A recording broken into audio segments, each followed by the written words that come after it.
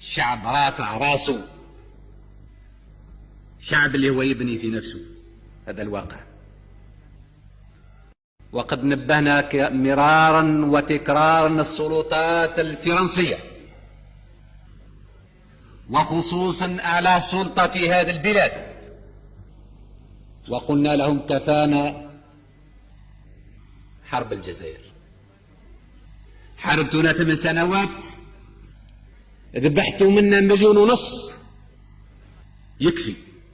ومن هنا شفنا على كل حال هذه المظاهرة العسكرية، الوحدات العسكرية، وحدات المظليين، والصحافة تتكلم بأنهم ماشيين يحتلوا تندوف أو ينزلوا في تندوف.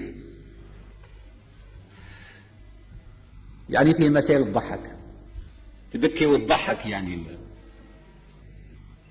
تبكي لأن الفرنسيس ما خذوش درس رغم الفضيحة اللي عرفوها في ديان بيانفو، ورغم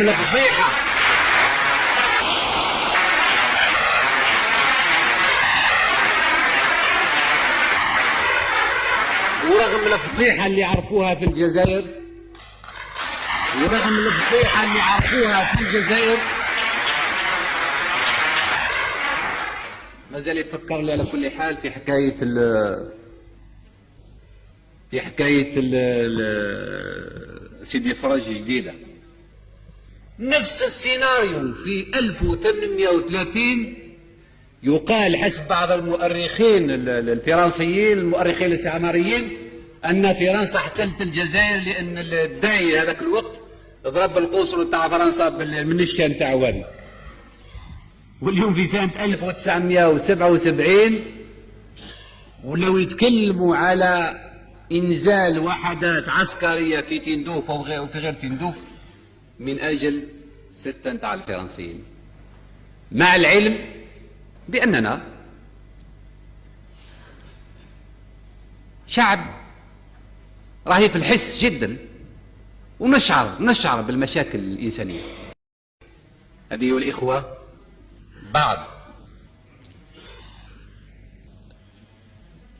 الأفكار وبعض التوضيحات اللي كان بودي أن أقولها، أو اللي ما كانش بودي أن نقولها لو ما تفرضتش علينا الأمور فردا. لا يمكن أن نبقى ساكتين في الوقت اللي الواحد يقول لك أنا جاي نضربك في بلادك.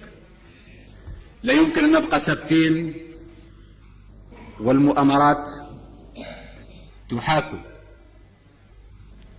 حول بلادنا وحول ثورتنا.